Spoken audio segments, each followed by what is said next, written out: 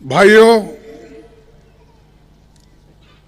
गुजरात के लिए ही नहीं बल्कि सारे देश के लिए ये चुनाव महत्वपूर्ण है। इसलिए महत्वपूर्ण है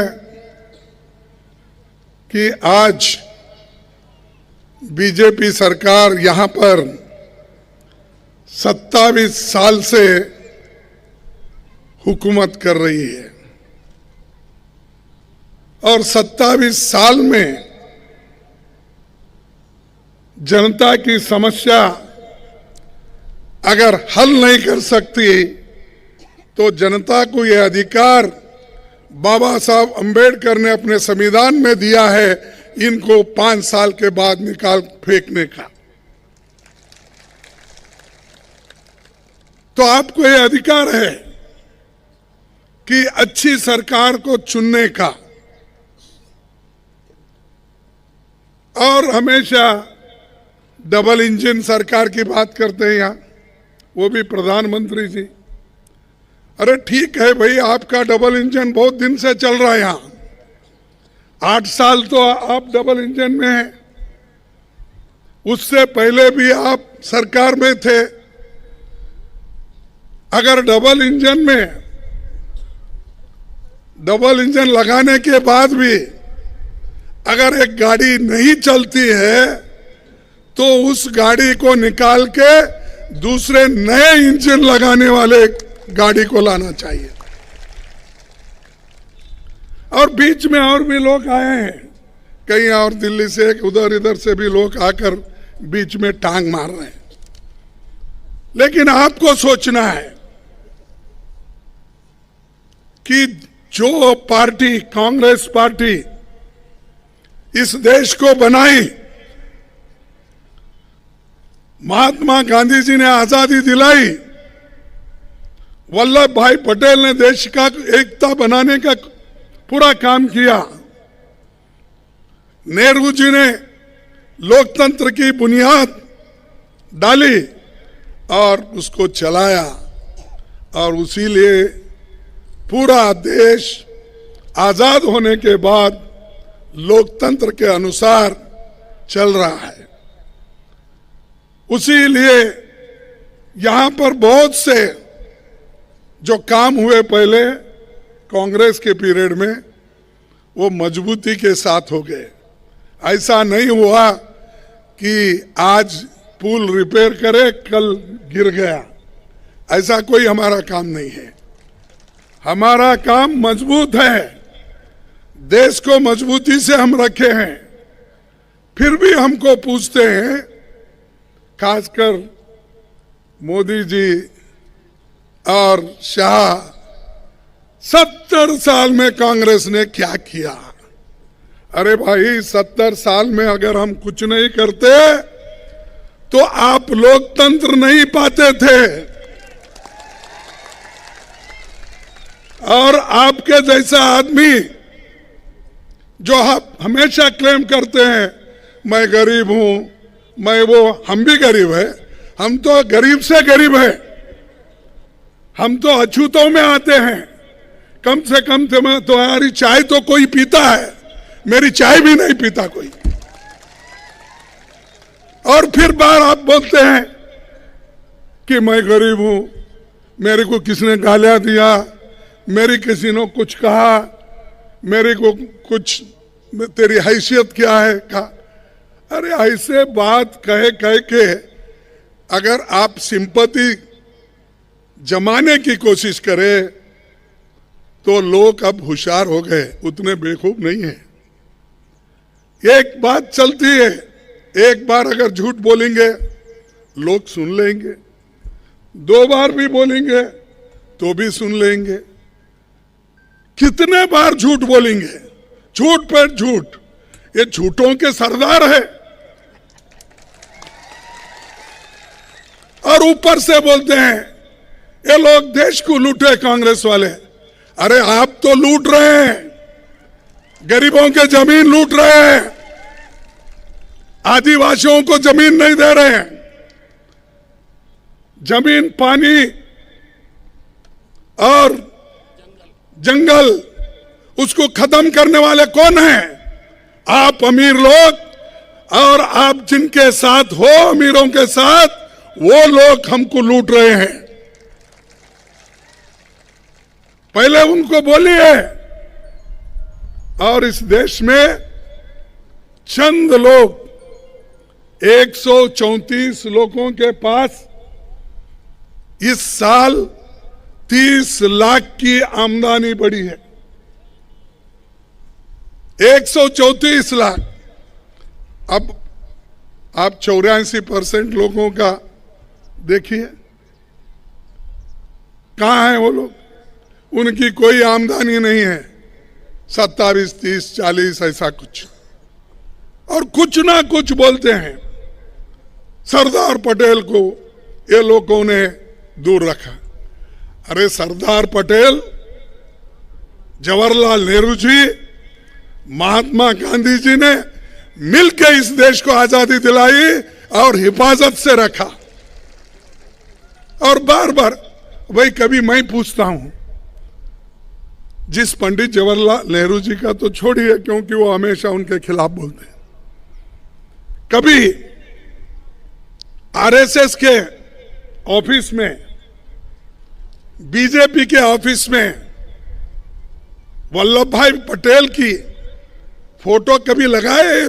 20-30 साल पहले कभी उनके बारे में वो कहते थे कि वो अच्छे थे? कभी नहीं। सिर्फ कांग्रेस में फूट डालने के लिए, कांग्रेस को डिवाइड करने के लिए वो ये सारी बातें बोलते हैं। कहीं अंबेडकर हमारा है, ये कहते हैं अरे अंबेडकर की फोटो तो आरएसएस दफ्तर में भी नहीं था, अभी भी नहीं है, बीजेपी के दफ्तर में नहीं था। अब वोटों के लिए उनको नमन करते हो, कहते हो अंबेडकर जी को हमने सब कुछ यहां पर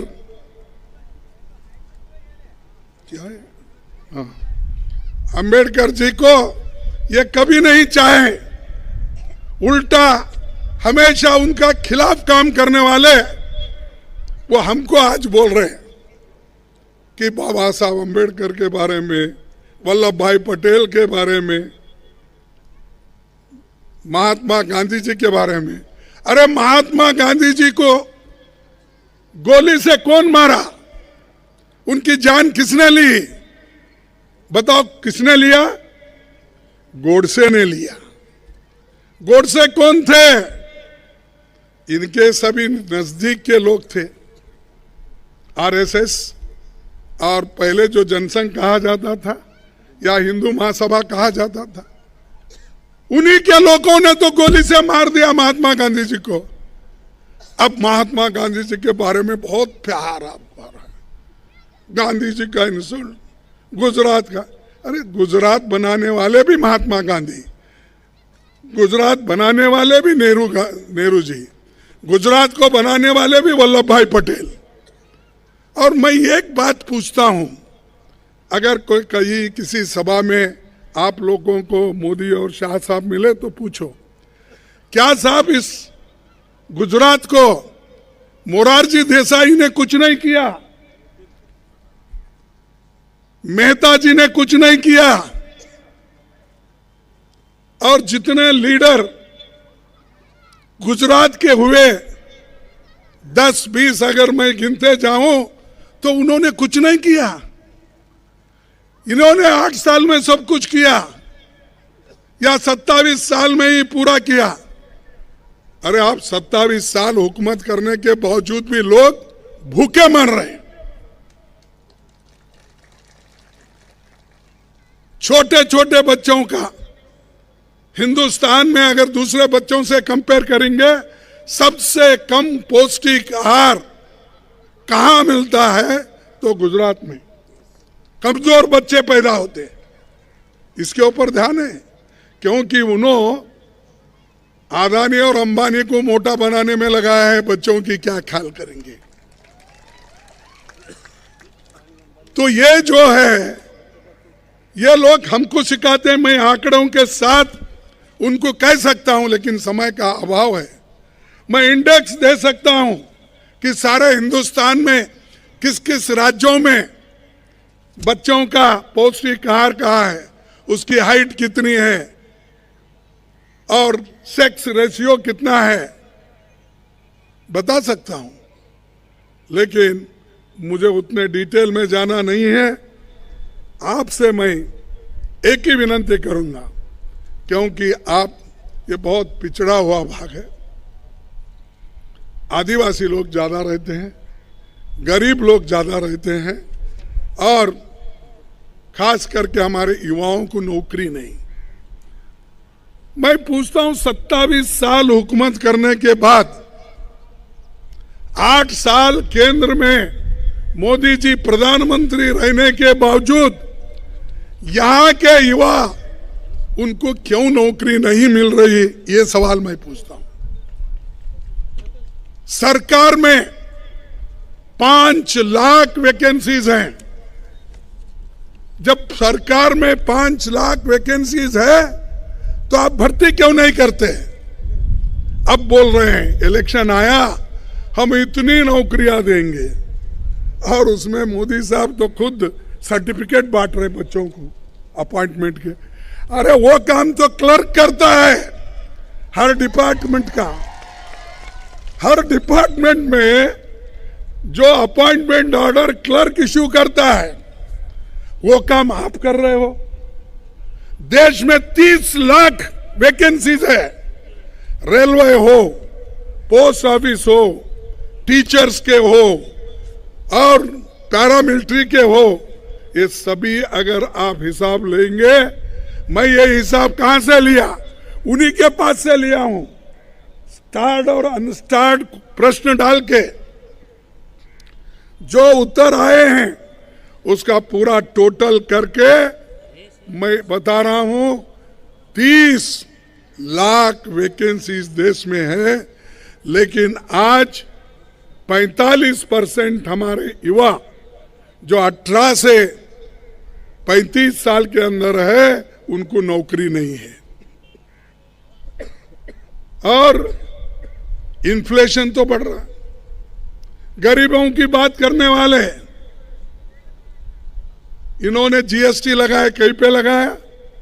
आटे पे जीएसटी, बच्चे जो लिखते हैं नोटबुक पे जीएसटी, रबर पे जीएसटी, दूध पे जीएसटी, आटे पे जीएसटी, तेल पे, हर चीज पे जीएसटी लगाए हैं।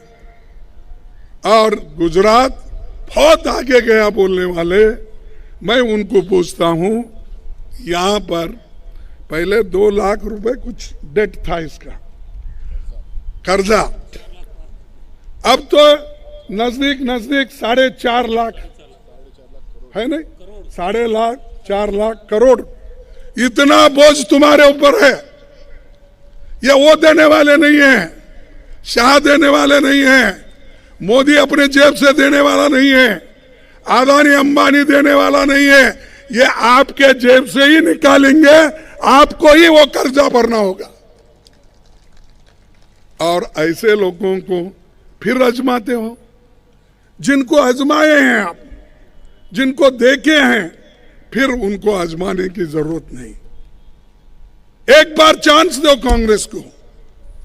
कांग्रेस एक गरीबों की पार्टी है। कांग्रेस जो कहती है वो करती है। हम जुमलेबाजी नहीं करते। हमने कहा गरीबों के पेट भरने के लिए खाना देंगे, हमने फूड सिक्योरिटी एक्ट लाया। बच्चों को पढ़ाई के लिए स्कूल कंपलसरी एजुकेशन हमने लाया। जिस मजदूर को काम नहीं मिलता था उसको काम देने के लिए, उसके हाथ को काम देने के लिए नरेगा जैसी योजना लाए या नहीं लाए? तो ये सब हम गरीबों के लिए कर रहे हैं।